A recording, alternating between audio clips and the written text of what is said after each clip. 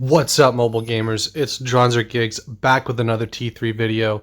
This one's gonna be pretty simple today, probably a little bit shorter, but this is the number one hero in T3 in my opinion. So we're actually gonna go over the top 5 heroes and then also the bottom 5 heroes. This is a comment that I had on one of my videos that was an idea you guys had, and I wanted to go over them for you guys because a lot of people are curious, not only on my thoughts, but on the thoughts of the community as a whole. And I think that I'm going to try to be as unbiased as I can. And the heroes that we have here that are like the top heroes, they're going to be pretty cut and dry. They're going to be pretty easy to find. And then the bottom 5, that's where it kind of gets complicated. The bottom 5 heroes obviously is going to be somewhat opinionated, and then it's also going to be a little bit loose. So the definition of the bottom 5 heroes for me is going to be the heroes that just don't do enough, and that can be different for everybody, and you guys can take the worst hero in the game, and if you play him good, you can play him good, and he's useful and stuff like that. So I don't think it's too big of a deal as for the bottom 5. But I would say the bottom 2 are pretty cut and dry and pretty obvious. And then once you get to those next 3, that's where you're really going to get a lot of different opinions and a lot of people saying that those heroes maybe aren't in the bottom and stuff like that. So don't freak out if your favorite hero's in the bottom 5 for my list, because I don't think it's too big of a deal if they're in the bottom 5. So firstly, we're going to start out with the number 1 hero in the game, and that's Ruby. She is super good. She's the best Vanguard now. She has crazy damage up close.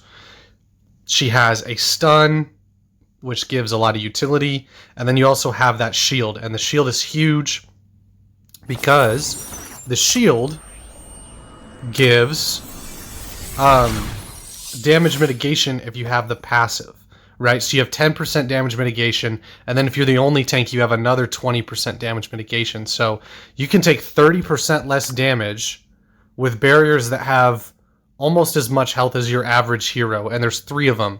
So you can, if one gets shot, you can play around the other. So it's really strong. Ruby's very strong. She's definitely the best hero, and she only gets better as you pair more heroes up with her, especially in 5v5. She is crazy. She's almost required to win games. If the other team has a Ruby, then you have to have a Ruby. If the other team doesn't have a Ruby and you do, you're pretty much gonna win unless there's an insane skill gap, like you're playing in platinum lobbies when all the people on your team are in silver. Then maybe, but Ruby is so strong. She turns the tide in pretty much every fight she's in, and the only time it's not the case is if the enemy team has another Ruby, and then you have to manage your cooldown on your stun. And the way you do that is basically you bait the other Ruby to use her stun and put up your shield right when you see her start to use it, and then you get in close once she hasn't used hers and use yours on her, and then stun her, and then usually you can get close enough to kill her. So kind of like a Ruby on Ruby play, and that is where her best partner comes in, Sindri. Sindri is insane. She got a small nerf, but I mean, if you guys have seen my video on her, you can't even notice the nerf, honestly. The nerf is crazy small. I don't think she needs nerfed necessarily. I think everyone else needs buffed. What you're seeing is a lot of heroes are very strong, and then you have some heroes, a handful of them, we'll talk about the bottom 5 a little while later. Those heroes are they're just not there. They need buffed, and I've always said this: if you're going to make a game, you bring the lower heroes up to the higher heroes. If Sindri's strong, don't nerf her to the ground and make her suck to play. You take Kazuma and you buff him. I mean, that's just the way you should do things. You should have all your heroes are super fun to play and super useful, and I think Sindri's really strong with her Rage Ball, and then her Light of Rage ability is crazy good. And what makes it crazy good is it originates from the ball and from Sindri as well. So you have 2 points of healing. It doesn't stack or anything, but that means that you can place your Rage Ball on the point and kind of leave the area, and it will still help out your team. So that's why she's strong.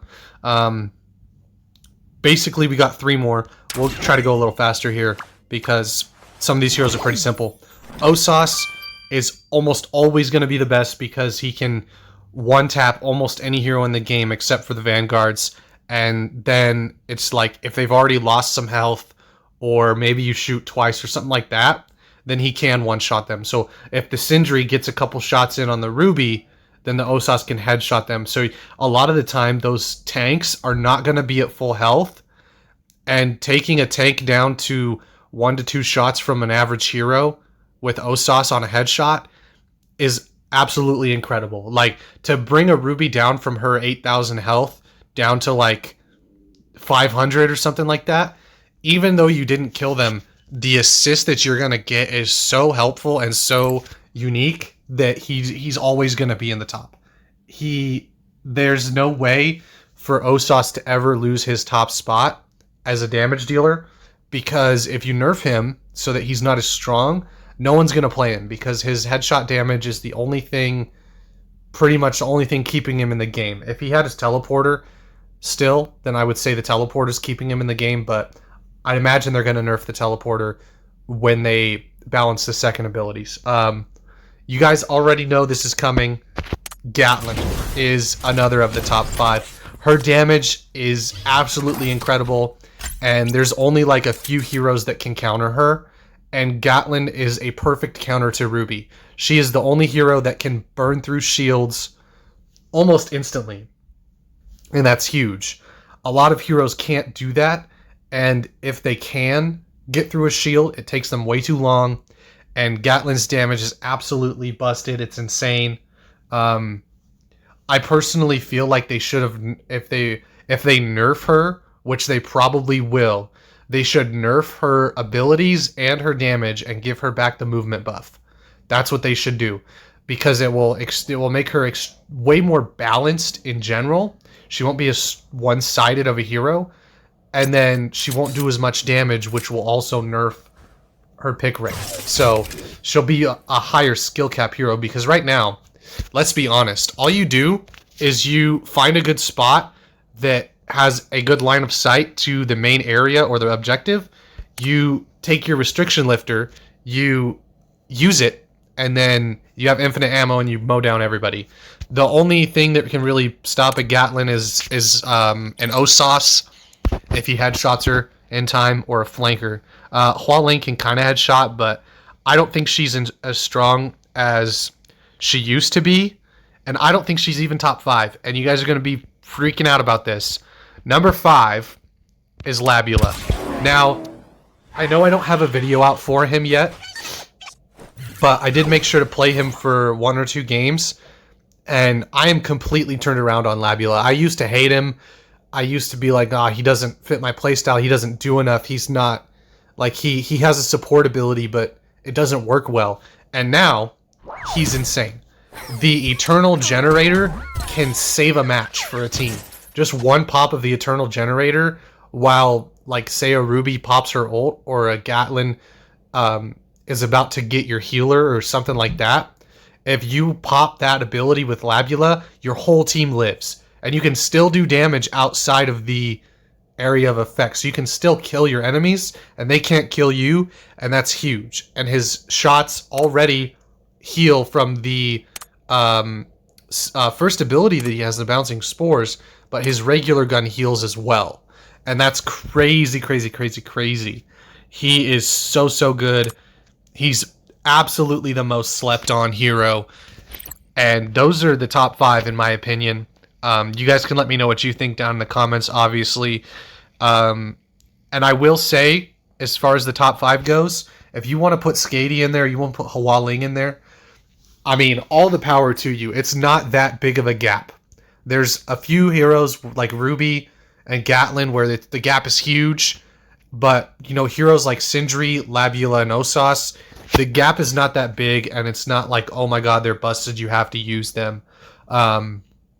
And I know a lot of you are probably freaking out about how Hunter is not in the top 5 for me. And the problem is that I just don't think he doesn't have the utility. He has the one healing ability, which is good, but unless you have all 3 stacks of your tactical that reveals the area, those aren't very useful when you first spawn in. And he just doesn't deal with shields fast enough compared to other heroes for me to put him into the top. If you take Ruby and you nerf her, right? If you get rid of Ruby and she's not in the top spot, then Hunter goes into the top 5 for sure. The problem is that because Ruby's in the top 5, you usually see her on every enemy team comp. Now, for me, I have to play Ruby, it seems like. None of my teammates want to play her. But the enemy team always has a Ruby, and she shuts down Hunter very easily, especially compared to heroes like Gatlin or Osas. She is basically kind of a counter to him, and Hunter's just not where he needs to be comparatively. If the field was a little bit worse, then Hunter would be stronger. Now, this is exactly what I was talking about when I said buff the other heroes.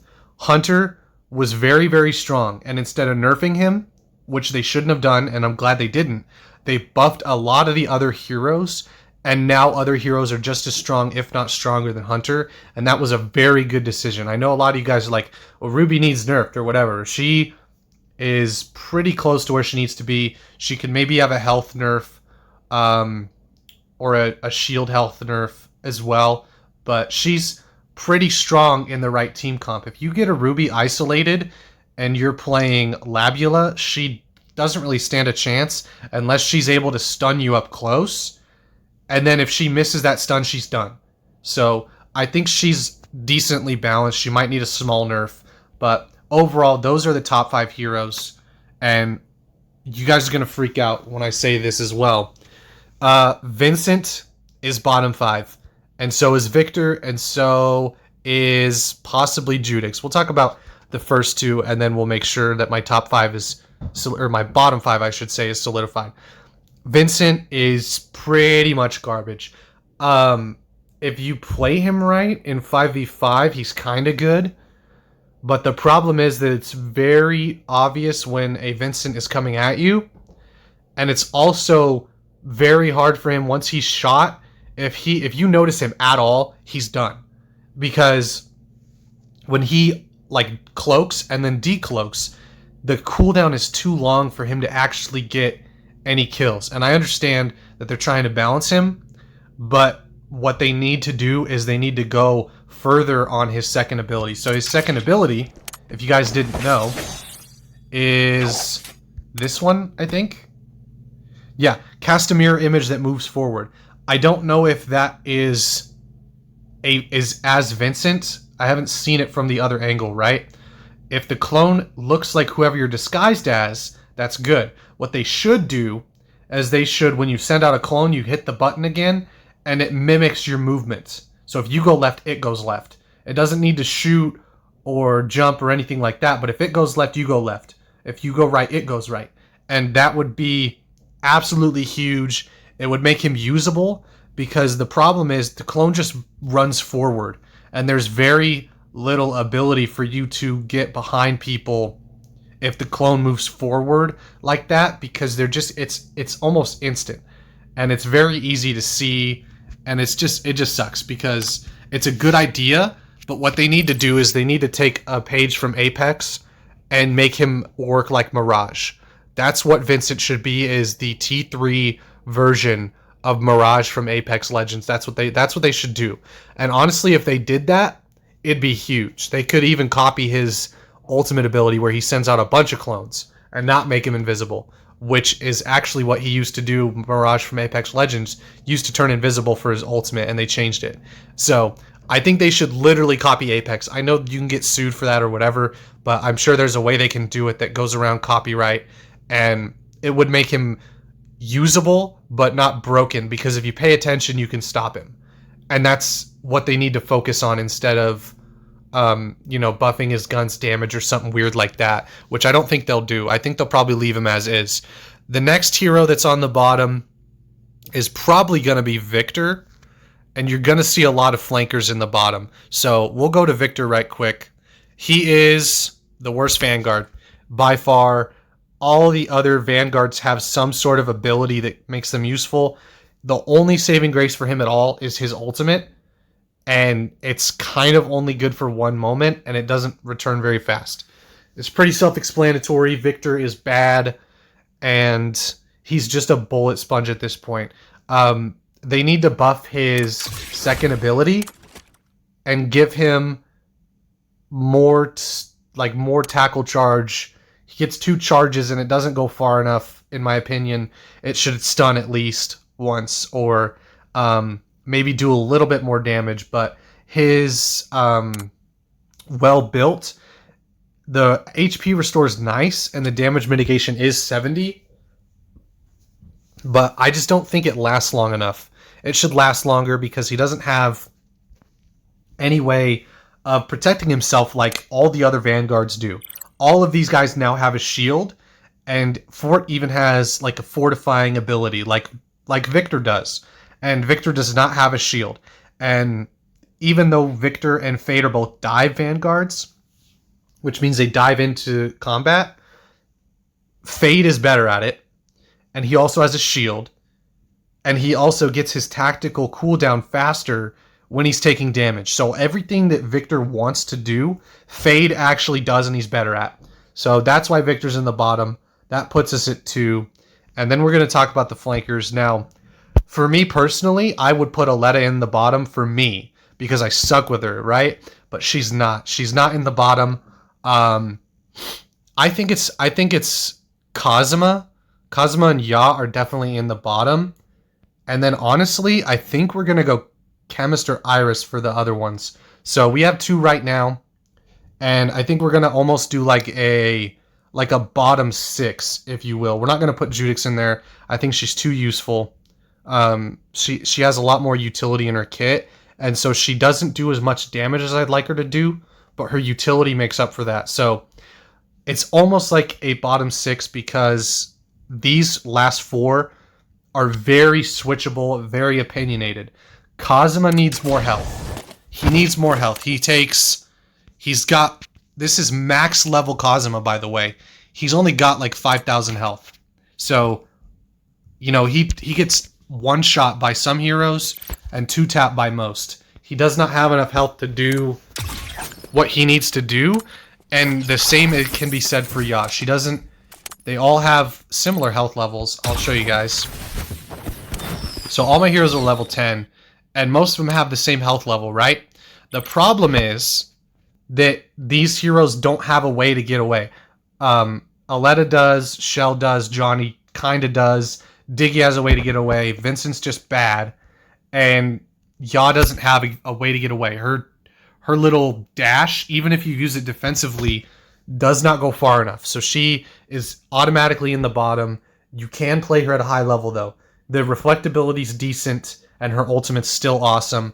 I think they need to buff the distance of the dash, and they also need to buff the damage of the pistol or something like that, because I want to say they nerfed the first tactical, where it doesn't do very much damage. So basically her only good part of her kit was a couple shots. Once they get low enough, you dash in. But it does not do that anymore. She can't close the gap safely, and that's why she's not very good anymore. And I would put her in the bottom 6. Like I said, you can switch her out with Kazuma. That's who I'd probably switch her out with. Kazuma's decent. The problem is it's too easy to shoot him down. He's too much of a sitting duck. What they need to do is, in flight mode, he should hover for longer, and he should have increased movement speed, because he's too slow. You can't go side to side with Kazuma very easily, and you only hover for 4 seconds. So it is nice that they gave him a flying ability, but he doesn't fly for long enough, and what you should be able to do is shoot during it. He needs some quality of life changes, some small changes that would really help him, and the flight mode needs buffed, period. He's not strong enough now that they nerfed his damage, and he doesn't have enough health, and it's just, he's in such a bad spot that he doesn't have any saving grace at all. The munition pack's nice. I think if you don't have the munition pack, he's easily bottom of the pack, not usable at all. I wouldn't even recommend playing him, even though he's a lot of fun. Even though I really enjoy Kazuma, I was actually a top 100 Kazuma player, but he just doesn't have enough. He doesn't stay in the air long enough, and you know, he has no movement when he's in the air. He doesn't have enough health to stay in the air, even if he could, and his damage just got nerfed, which I don't think needed to be done. So he doesn't have any saving grace except for the passive, and that's where you come into Johnny, Ya, and Kazuma are all interchangeable. I think Johnny kind of gets a pass because his ultimate is honestly perfect. If he didn't have his ultimate, he'd be bottom of the barrel, and honestly, he pretty much is. All of these flank heroes, you got all 4 of these guys are garbage. At least your supports, because I am going to change my mind, at least your supports can heal, and Chemist, you just need to play her different. Iris, she has the ability that does more damage, so I was thinking about doing like a 6, but we'll just do the 6, we'll do the 5 here, and we won't count Chemist. I was going to put her down there, but honestly, I'd rather have a healer that's kind of useless, that's somewhat useless, but can still heal, than a flanker who just can't do anything. And Johnny Jet is the top of the bottom, if that makes sense. He has just enough utility compared to Ya and Kazuma that he kind of gets a pass. If you put his little ball up high in a good spot, it's kind of decent, and his ultimate is very good for the point. I wish it charged faster, and he needs his second stock of the Veil of Chaos. If they either gave him more ammo, they need to give him a little bit more ammo so he can one-clip smaller heroes, and they need to allow him to do 2 Veil of Chaoses like they did before, and he'd be perfect, he'd be awesome. I'd love him. The problem is, he's way too predictable. I don't know if you guys have seen any of my videos lately, but if you have a Sindri or a Ruby even, or a Labula, like if you have any of those good heroes, even Hunter, because of his scan ability, a lot of these heroes can just counter Johnny, and he now has nowhere to hide. So that is why most of these flankers are in the bottom. They can be used to good effect. Like I said, Ya, Kazuma, and Johnny, you can do good with them. You can do good with them, and they can be really awesome. You can have Johnnies that are really good. You can have Kazumas that are always in the sky doing a lot of damage. But for the average player to pick up these heroes, they're going to hate them. They're going to be like, what in the world? This hero doesn't do anything. It feels like every time I use an ability, I'm dying. That's what they're going to say. I've talked to some of the players that are just random friends that are not very high level, and these are the heroes they stay away from unless they have time to practice, and a lot of them don't have time to even play the game. But Kazuma doesn't stay in the air long enough, and he doesn't have enough health. Ya, she doesn't have any way to close the gap, and her pistol doesn't do enough damage, and her tactical don't do enough damage. If you combine the two, it just takes too long to do that damage and to get into the fight. So she's in the bottom. And then Johnny is kind of like that 5th bottom, so he's the best of the bottom 5. And his only saving grace really is that ultimate. If he didn't have that ultimate, he'd be in the bottom. And I think that all of these flankers right here, Ya, Johnny, Kazuma, and Vincent, they all need some love because they only need small buffs to be good. And that's the best part, is if you just buff Johnny's gun, give it like 4 more ammo, and then give him his second Veil back, he's instantly B to A. If you give Kazuma like 2 seconds more airtime and a slight movement buff so he can move around in the air better, instant B to A. Ya, if you just buff her ability so it goes further and does a slight bit more damage, instant B to A. It's very easy to buff these heroes, and I think that's why T3 devs are not crazy on top of it, because they don't want to overdo it, because then you have the Aletta situation that you had last season. So those are my 5 bottom heroes, Victor, and then all 4 of those flankers that I mentioned. You can slide Chemist in there if you love all of those flankers in your flank main, but she can heal and she just has more utility than all of these guys. I could have a Yaw and a Johnny on my team. I'd rather have one Chemist. I'd rather be down a member and have a Chemist than have a Johnny and a Yaw because they just don't offer enough utility. And so I know that's kind of a flanker bias. So I will say you can put Chemist in there if you think that I'm being biased about the flankers. I know that's not the class I like to play. I will say I love playing Shell and Kazuma and Diggy, and Johnny also actually. So maybe I don't have a bias, but if you think I do, that's totally fine, and you can put Chemist in there. But my opinions on this are these 4 flankers and Victor. That's my bottom 5. And like I was mentioning before in the start of the video, the gap for these bottom 5 is not very big.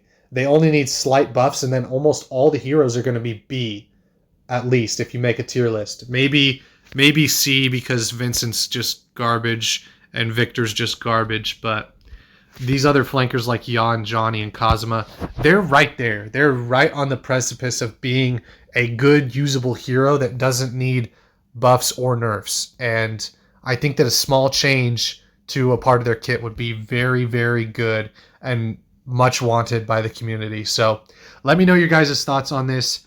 The top 5 is pretty cut and dry, honestly.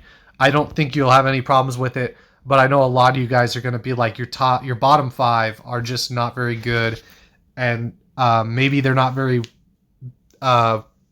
unbiased. You know, they're not objective if you guys think that I have a flanker bias. But like I said, I do love playing a majority of these flankers, so that could be why I want them buffed and stuff like that. So if you guys have other lists, definitely put them down in the comments and let me know what you think as well. If you think that some of my logic is a little off and you're like, well, Aletta should be in the bottom because I don't even know. That's kind of stupid for you to say, but you can say it because that's your opinion. And a lot of these guys, like I said, are pretty interchangeable for the bottom 5. So that's the video.